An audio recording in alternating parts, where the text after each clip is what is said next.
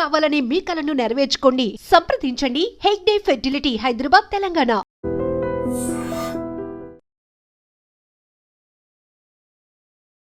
నన్ను క్షమించండి నాన్న, మీకు నా మొహాన్ని చూపించలేకపోతున్నాను. బెట్టింగ్ ఆడి 20 లక్షలు పోగొట్టుకున్నాను.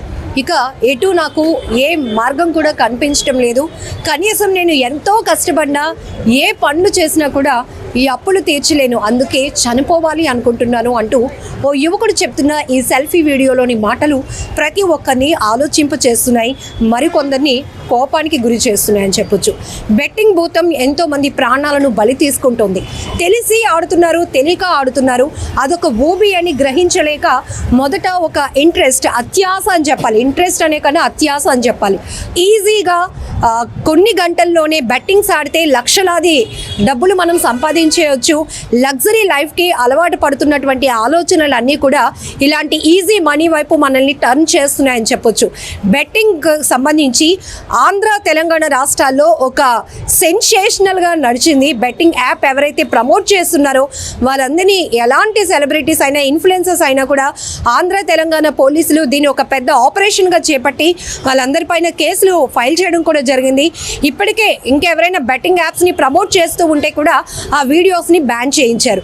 ఇప్పుడు విశాఖలో రుషికొండ బీచ్కి వెళ్తున్నటువంటి ఓ యువకుడు బెట్టింగ్ యాప్లో పూర్తిగా 20 లక్షలు పోగొట్టుకొని, ఇంకా తను పూర్తిగా అప్పుల పాలైపోయాను కాబట్టి తన కుటుంబ సభ్యులెవరికి తన మొహం చూపించలేక నన్ను క్షమించండి అంటూ వేడుకుంటూనే తను చనిపోవడానికి నిర్ణయించుకున్నాడు. ఇది చాలా ఇబ్బందికరమైనటువంటి నిర్ణయం. చాలా వరకు ఇలా అప్పుల పాలైపోయిన తర్వాత, బెట్టింగుల్లో మోసపోయి పూర్తిగా బలైపోయిన తర్వాత ఇక ఫైనల్గా ప్రతి ఒక్కరూ నిర్ణయించుకునేది ఆత్మహత్య చేసుకోవాలని. ఆ రకంగానే కొంతమంది అయితే వాళ్ళ ఆత్మహత్యకు కారణం ఏంటో చెప్తూ కొన్ని సెల్ఫీ వీడియోలు కూడా సోషల్ మీడియా వేదికగా రివీల్ చేస్తున్నారు. ఇప్పుడు రుషికొండ ఆర్కే బీచ్కి కూడా ఓ యువకుడు తను చాలించాలని, చనిపోవాలని ఆలోచనతో వెళ్ళే ముందు తీసినటువంటి ఇది సెల్ఫీ వీడియో ఇప్పుడు మీకు వెనకాతల ప్లే అవుతోంది. డాడీ, నన్ను క్షమించు, ఇంక నా వల్ల అవ్వట్లేదు, నేను బతకాలని లేదు, నాకు ఎంతో క్లియర్ చేసు, కానీ నేను మారట్లేదు, నా వల్ల కాదు, ముఖం చూపించలేకపోతున్నాను, నా వల్ల అవ్వట్లేదు, ఎంతో కష్టపడుతున్నాను అప్పులు క్లియర్ చేయడానికి, కానీ అవ్వట్లేదు, పెరిగిపోతుంది రోజు రోజుకి. 21 లక్షలు అప్పు అయిపోయింది, నా వల్ల స్మైలీని బాగా చూసుకోవడానికి ఏమి తెలియదు, వల్ల అవ్వట్లేదు, నా ఫోన్ అవ్వకపోతే ఇక్కడ బీచ్ రోడ్లో ఎత్తుక్కోని నా వల్ల అవ్వట్లేదు, ప్లీజ్ నా వల్ల అవ్వట్లేదు, నేను ఏం చేసుకున్నాను, నాకు అవ్వట్లేదు, అసలు నేనంతా ట్రై చేశాను కానీ నా వల్ల అవ్వట్లేదు, నేను ఏం చేయలేను అన్నా, అసలు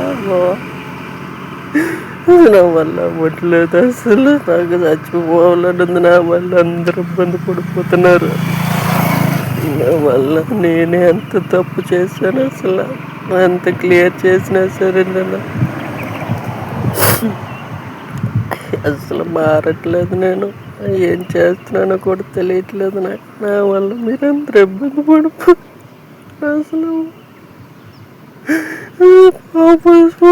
దానికి ఏమి తెలియదు, బాగా పెంచండి, ఉంటాను, నా ఫోన్ పోతే అక్కడ తుక్కడు బీచ్ రోడ్లో ఉంటాను, బాగుంటుందండి అందరూ. అయితే ఇమీడియట్గా ఈ అబ్బాయి ఎవరో బీచ్కి సరదా కోసం రాలేదు, చనిపోవడానికి వచ్చాడు. ఆ అబ్బాయి చేస్తున్నటువంటి ఆ ప్రయత్నం కూడా చనిపోవడానికి చేస్తున్న ప్రయత్నంగా కనిపించి ఇమీడియట్గా రుషికొండ బీచ్ పెట్రోలింగ్ దగ్గర ఉన్నటువంటి ఒక కానిస్టేబుల్ బాబురావు గారి అని ఆయన ఇమీడియట్గా అలర్ట్ అయ్యి ఎవరైతే ఈ యువకుని ఆత్మహత్య చేసుకోవాలని నిర్ణయించుకున్నటువంటి ఆ యువకుని బీచ్ ప్రమాదం నుంచి అతను రక్షించి కాపాడడం జరిగింది. ఇక్కడ ఒకటి చెప్పొచ్చు, కాపాడడానికి ఆ కానిస్టేబుల్ ఇన్ టైం వచ్చారు కాబట్టి అతను ప్రాణాలు దక్కాయి. లేకపోతే ఈ బెట్టింగ్ యాప్లకు బలైపోయి చనిపోయిన వాళ్ళలో మరొక చావును కూడా ఇక్కడ మనం చూసేవాళ్ళం అయ్యేవాళ్ళం. కానీ ఎంత బాధాకరమైన విషయం. చాలామంది ఇప్పుడు నెటిజన్లు కూడా ఈ వీడియో పైన కామెంట్లు చేస్తున్నారు. ఒకవేళ పూర్తిగా నష్టపోతే ఇంకా చావే పరిష్కారం అని మాత్రం ఎందుకు ఆలోచన చేస్తున్నారు? చాలా వరకు దాని నుంచి స్కిప్ అవ్వడానికి చాలా వేస్ ఉన్నాయి. అవి ఎందుకు వెతుక్కోలేకపోతున్నారు? ఫ్యామిలీ మెంబర్స్తో మీ బాధను చెప్పండి. అఫ్కోర్స్ మీరు తెలిసి చేసిన తప్పైనప్పటికీ కూడా కుటుంబ సభ్యులు ఖచ్చితంగా అర్థం చేసుకుంటారు కాబట్టి వాళ్ళతో మీరు షేర్ చేసుకోవడానికి ప్రయత్నించండి. ఇంకొంచెం బెటర్గా ఎక్కువగా కష్టపడి ఏవైతే సేవింగ్స్ వైపు వెళ్ళి అప్పులు తీర్చుకోవడానికి ప్రయత్నించండి.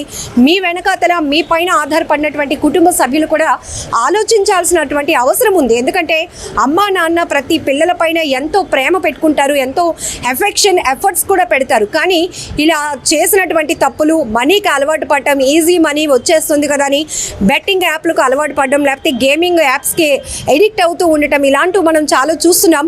అంటే రాంగ్ వేలో వెళ్ళి ఎక్కువ సంపాదించాలి అనేటటువంటి దుర్బుద్ధి, అత్యాస చాలా వరకు ఆత్మహత్యల వరకు కారణమవుతుందని కూడా చెప్పొచ్చు.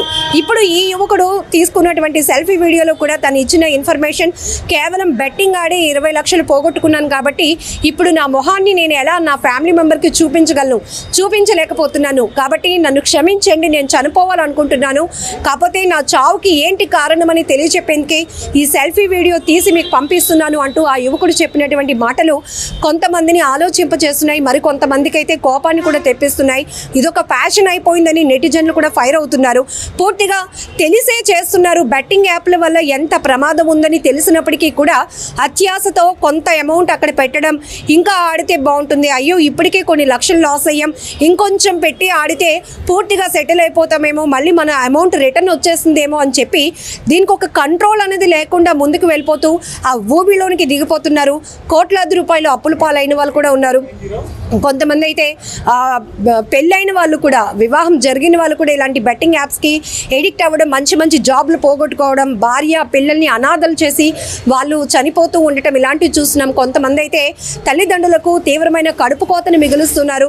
అలాగే ఫ్రెండ్స్ ఎవరో ఒకరు చెప్తున్నారని వాళ్ళ డైరెక్షన్లో వెళ్ళి బెట్టింగ్ యాప్లకి వాళ్ళు కూడా ఎడిక్ట్ అవుతూ ఉండటం, ఇలా చాలా కేసులు మనం చూస్తూ ఉన్నాం.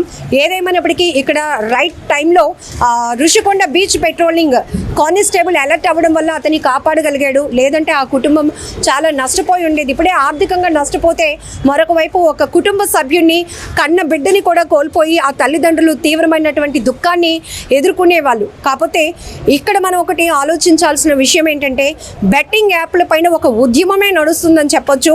ఎప్పుడైతే సజ్జనార్ గారు ఒక పోస్ట్ చేశారో విశాఖ సిపి గారికి, డీజీపీ గారికి, అక్కడి నుంచి మొత్తం ఈ తీగ కదిలి మొత్తం డొంకంతా కూడా కదిలిందని చెప్పొచ్చు. ఎందుకంటే బెట్టింగ్ యాప్స్ని ప్రమోట్ చేసిన వాళ్ళు చాలా హేమాహేమీలే ఉన్నారు.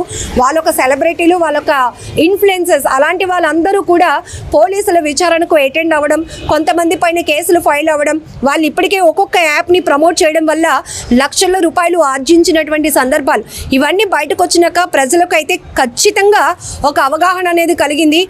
బెట్టింగ్ అనేది ఒక భూతం లాంటిది, దాని వైపు ఎడిక్ట్ కాదు, ముందు దాని వైపు చూస్తేనే మనం దానికి ఆకర్షితులు అవుతాము, లైఫ్లు కూడా పోగొట్టుకుంటాం అనే విషయం చాలామందికి ఈ పోలీసుల ద్వారా కూడా చాలా పెద్ద ఎత్తున అవేర్నెస్ కలిగిందని చెప్పొచ్చు. ఏదేమైనప్పటికీ దయచేసి బెట్టింగ్ యాప్ల జోలికి వెళ్ళొద్దు. ఇప్పటికే వెళ్ళి ఆ ఊబిలో చిక్కుకొని అప్పుల పాలు అయిపోయి ఉంటే గనక ఎలాంటి కఠినమైన నిర్ణయాలు తీసుకోకుండా ముందు మీ ఫ్యామిలీ మెంబర్స్తో కూర్చొని మాట్లాడండి. నా సిచ్యువేషన్ ఇలా ఉంది, నేను తేరుకోలేకపోతున్నాను, నాకు ఇంకా చావే పరిష్కారం అనిపిస్తోంది, మీరు సపోర్ట్ ఇవ్వగలిగితే నేను మళ్ళీ ముందుకు వెళ్ళగలుగుతాను, నేను ఎనర్జీ తెచ్చుకోగలుగుతాను అని వాళ్ళతో మాట్లాడండి. ఏ ఫ్యామిలీ కూడా కన్నబిడ్డల్ని పోగొట్టుకోవాలనుకోదు, లేకపోతే ఎలాంటి అన్నదమ్ములు, అక్క చెల్లెలు వీళ్ళెవరు కూడా రిలేషన్స్ని పోగొట్టుకోరు. వాళ్ళు కూడా ఒక మీకు వాల్యుబుల్ సజెషన్ ఇస్తారు. వాళ్ళ సపోర్ట్తో కూడా మీరు ముందుకు వెళ్ళి ఇంకొంచెం బెటర్గా ఆలోచించడానికి ప్రయత్నించండి. అంతే తప్ప ప్రాణాలు తీసుకోవాలనే నిర్ణయాన్ని మాత్రం తీసుకోకండి.